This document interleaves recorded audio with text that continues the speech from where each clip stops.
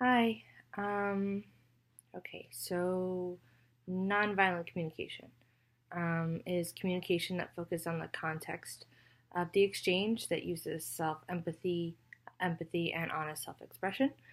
Self-empathy uses deep and compassionate awareness of one's own inner experience. In order to use nonviolent communication, you need full awareness of your feelings and your needs. Empathy is the true and deep understanding in which you see the beauty in the other person, seeing them for who they are and not defining them by their actions or preconceived notions of who they are and what they stand for. Honest self expression means that when you communicate, you're expressing yourself authentically and in a way you could inspire compassion in others. Self empathy allows you to express yourself honestly because you're in touch with your feelings and your wants and your needs. Most conflicts arise from miscommunication about our human needs. This happens by using language that is hurtful and aims to induce fear, guilt, and shame. Nonviolent communication focuses on proper word choice and phrasing in which you open lines for communication to speak without judgment or blame.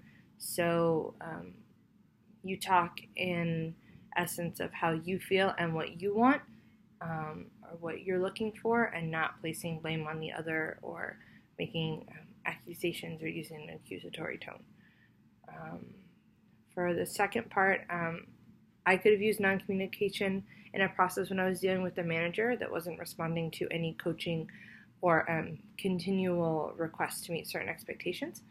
So my statement could have been something like, when I see you ignore training questions from your staff and procedural changes, I feel that you do not take this position seriously or what to put in the time with your staff because I value the relationship with our managers and how they build their team. Would you be willing to take a management training course to further develop your skills?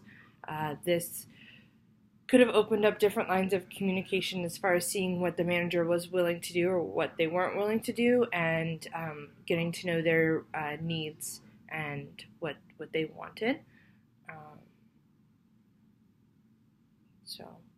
Um, for the third part, in regards to the Managing Bilingual Employees paper, I wasn't surprised by the findings at all.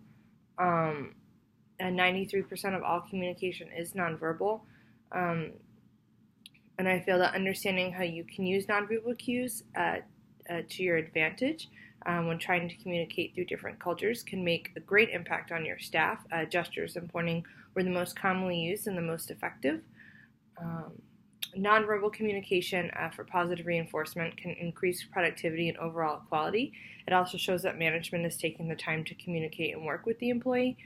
I think that when you're dealing with people who speak different languages, in an environment where is really fast paced and they need to catch on quickly, it can be difficult to make sure that they're really understanding what it is that you're saying, especially if you don't speak the language. So, working with your staff to through demonstrating, through pointing, through uh, any of the resource that you can gather to give them that information and feel like that you're trying to be involved can really help that process and make the employee feel valued and wanted within the organization and help them want to achieve more.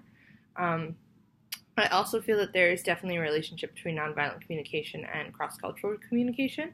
I believe the foundation to both of them is observation.